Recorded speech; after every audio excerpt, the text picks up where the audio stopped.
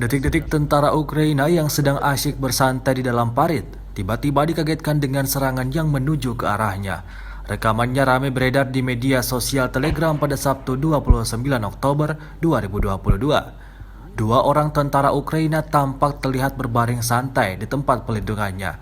Salah satu militer Ukraina sengaja mengabadikan momen tersebut. Di tengah-tengah percakapan kedua tentara itu, tiba-tiba suara serangan dari kejauhan terdengar. Seolah tak mempedulikan ancaman serangan itu, kedua tentara Ukraina tersebut kembali melanjutkan candaannya. Tak butuh waktu lama, rentetan tembakan dari pasukan Rusia tepat mengenai posisi kedua tentara berada. Alhasil, mereka yang sudah panik itu kemudian langsung mengambil posisi tiarap dan tak melakukan pergerakan sedikit pun.